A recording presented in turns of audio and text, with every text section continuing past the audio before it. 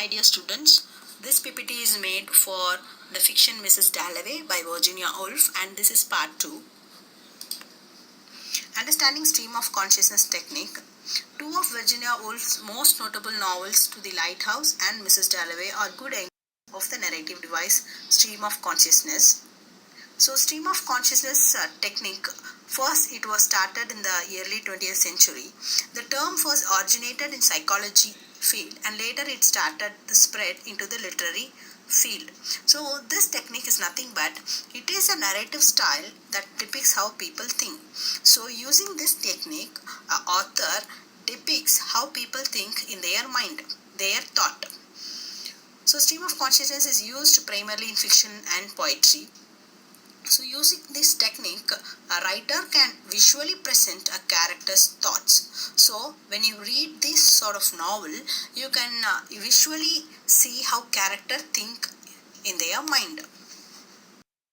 So stream of consciousness writing allows readers to listen in on a character's thought. This is very, very important. So while we read this sort of novel, we can listen in how characters think and how characters suffer in their thought. In short, it's the use of language to mimic the streaming nature of conscious thought. So this technique is nothing but it streams what happens in a character's conscious mind. So stream of consciousness can be written in the first person narrative and also in this third person narrative. Stream of consciousness in Mrs. Dalloway by Virginia Woolf. So Virginia Woolf is known for using stream of consciousness technique in her writing. So the novel Mrs. Dalloway follows the thoughts, experiences and memories of several characters on a single day in London. This is very important. The whole novel takes place in a single day. So by voicing her internal feelings, the author gives freedom to the characters to travel back and forth in time. So the author gives characters a freedom to think back and forth, that is being in the present time. They can think about the past and they can come back to the present. Likewise, readers or audience, they can listen to the character's mind in the present, and also along with them they can move back to the past and come back to the present. Mrs. Dalloway, the central character, went out to buy flowers, and on the way her thoughts moved through the past and present, giving us an insight into the complex nature of her character. So in the single day, in the morning time, Mrs. Dalloway, the central character, goes out to get some flowers. So while she went out, she used to think about her past and also present.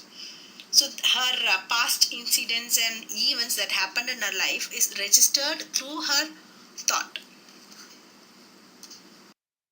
So about the novel, Mrs. Dalloway novel by Virginia Woolf, published in 1925. Actually, it examines one day in the life of Clarissa Dalloway, the central character, an upper-class Londoner married to a member of Parliament. So Mrs. Dalloway is essentially plotless. So in the novel you cannot see any plot structure or anything that is ordered.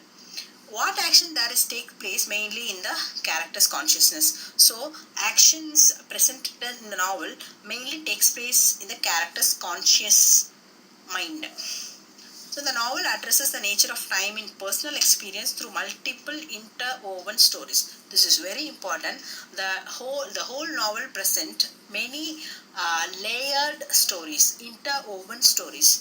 The novel interviews two seemingly unconnected storylines during this day. Thank you.